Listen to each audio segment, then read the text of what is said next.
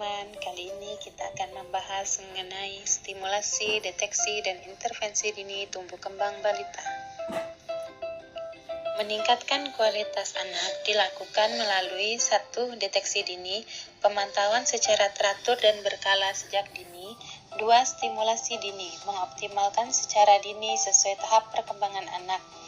3. Intervensi dini, melakukan tindakan intervensi jika terjadi penyimpangan terhadap anak. SDI DTK dilakukan melalui pemeriksaan 1. Deteksi dini penyimpangan pertumbuhan. 2. Deteksi dini penyimpangan perkembangan. 3. Deteksi dini penyimpangan mental emosional.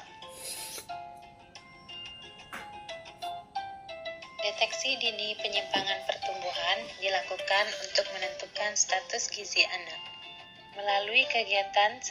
Penimbangan berat badan.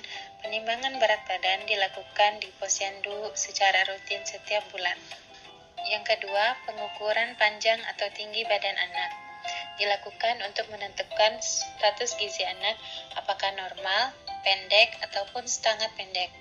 Yang dilakukan untuk anak umur 0-24 bulan diukur dengan posisi berbaring, dan untuk anak umur di atas 24 bulan diukur dengan posisi berdiri.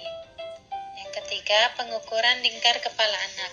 Dilakukan untuk menentukan lingkar kepala anak dalam batas normal atau di luar batas normal.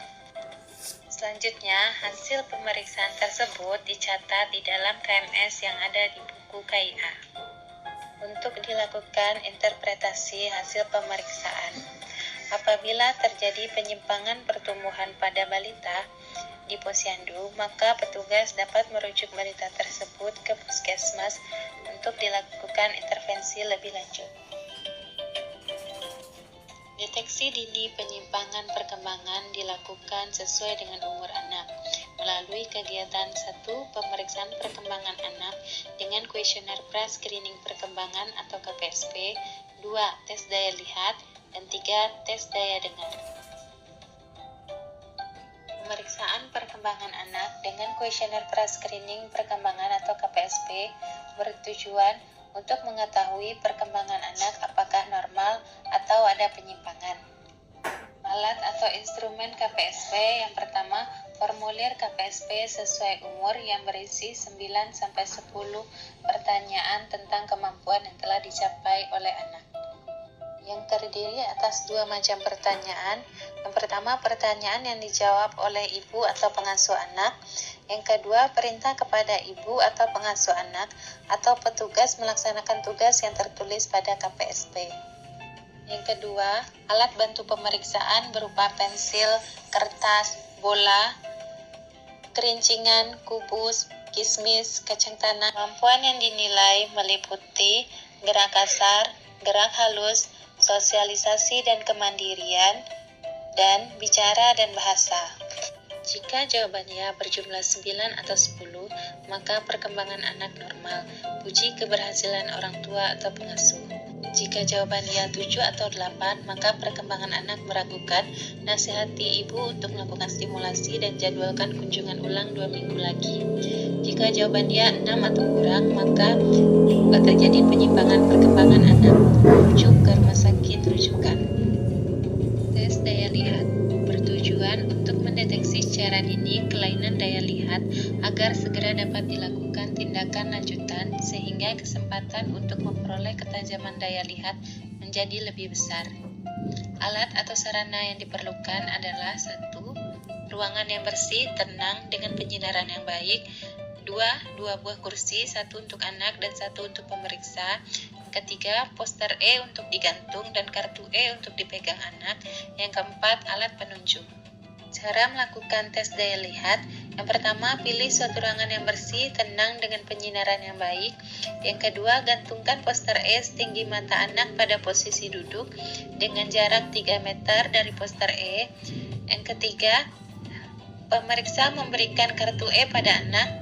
Latih anak dalam mengarahkan kartu E sesuai dengan arahan dari pemeriksa. Jika anak dapat mencocokkan kartu E sampai baris ketiga, maka daya lihat anak normal. Puji keberhasilan orang tua atau pengasuh dan lanjutkan stimulasi. Jika anak kesulitan atau tidak dapat mencocokkan kartu E sampai baris ketiga, maka anak dicurigai mengalami gangguan penglihatan. Lakukanlah rujukan ke rumah sakit rujukan tumbuh kembang level 1. Tes daya dengar bertujuan untuk menemukan gangguan pendengaran sejak dini agar dapat segera ditindaklanjuti untuk meningkatkan kemampuan daya dengar dan daya bicara anak. Alat atau sarana yang diperlukan adalah instrumen tes daya dengar menurut umur anak. Pilih dasar pertanyaan yang sesuai dengan umur anak. Pada anak umur kurang dari 24 bulan, semua pertanyaan harus dijawab oleh orang tua atau pengasuh. Pada anak umur 24 bulan atau lebih, pertanyaan-pertanyaan berupa perintah melalui orang tua atau pengasuh untuk dikerjakan anak. Interpretasi hasil pemeriksaan. Bila tidak ada jawaban tidak, maka daya dengar anak sesuai umur. Puji keberhasilan orang tua atau pengasuh dan lanjutkan stimulasi sesuai umur. Jika jawaban tidak berjumlah 1 atau lebih, maka terjadi penyimpangan daya dengar anak.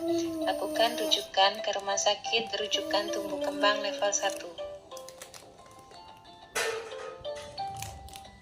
Deteksi dini penyimpangan mental emosional adalah kegiatan pemeriksaan untuk menemukan secara dini adanya masalah perilaku emosional, autisme, dan gangguan pemusatan perhatian dan hiperaktivitas pada anak agar dapat segera dilakukan tindakan intervensi. Bila penyimpangan perilaku emosional terlambat diketahui, maka intervensinya akan lebih sulit dan hal ini akan berpengaruh pada tumbuh kembang anak.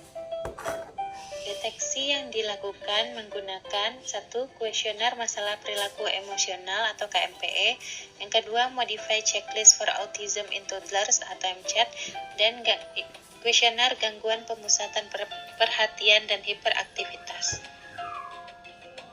Deteksi dini kuesioner masalah perilaku emosional bertujuan untuk mendeteksi secara dini adanya penyimpangan atau masalah perilaku emosional pada anak. Alat yang digunakan adalah kuesioner masalah perilaku emosional yang terdiri dari 14 pertanyaan untuk mengenali problem perilaku emosional anak umur 36 bulan sampai 72 bulan. Tanyakan setiap pertanyaan dengan lambat, jelas, dan nyaring satu persatu, lalu catat jumlah jawaban ya. Jika tidak ada jawaban ya, maka perkembangan normal, puji keberhasilan orang tua atau pengasuh. Jika ada satu jawaban ya, kemungkinan anak mengalami masalah mental emosional. Lakukan konseling kepada orang tua dan jadwalkan kunjungan berikutnya 3 bulan lagi. Jika ada 2 jawaban ya, maka kemungkinan anak mengalami masalah mental emosional. Lakukan rujukan ke rumah sakit rujukan. Deteksi dini autis pada anak dilakukan menggunakan checklist pertanyaan autis. Bertujuan untuk mendeteksi secara dini adanya autis pada anak. Dilaksanakan atas indikasi atau bila ada keluhan dari orang tua seperti keterlambatan berbicara, gangguan komunikasi atau interaksi sosial, dan perilaku yang berulang-ulang. Daftar checklist ini terdiri dari 23 pertanyaan yang dijawab oleh orang tua. Pertanyaan diajukan secara berurutan satu persatu. Jika tidak ada jawaban tidak atau jawaban tidak kurang dari 2 pertanyaan kritis atau jawaban tidak kurang dari pertanyaan yang mana saja, maka perkembangan anak normal, puji keberhasilan orang tua atau pengasuh. Jika jawaban tidak pada 2 atau lebih pertanyaan kritis atau jawaban tidak 3 atau lebih pertanyaan yang mana saja, maka anak beresiko tinggi mengalami autis. Lalu rujuk ke rumah sakit rujukan tumbuh kembang level 1.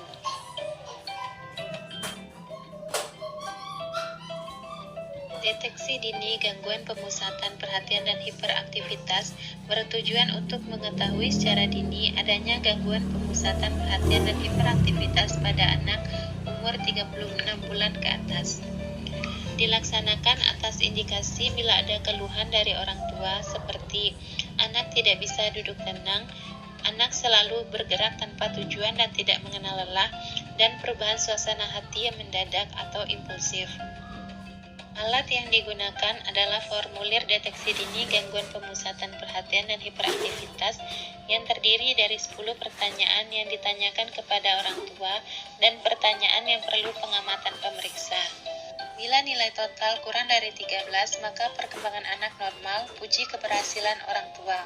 Bila nilai total 13 atau lebih, anak kemungkinan mengalami GPPH, lakukan rujukan ke fasilitas layanan kesehatan level 1. Berikut ini adalah jadwal pemeriksaan tes jenis screening SDI-DTK yang dapat dilakukan pada balita dan apras sesuai dengan rentang umurnya.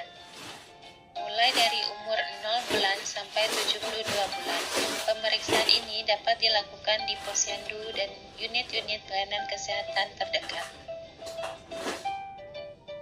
Pencatatan SDI-DTK dilakukan dengan mengisi formulir deteksi dini tumbuh kembang anak.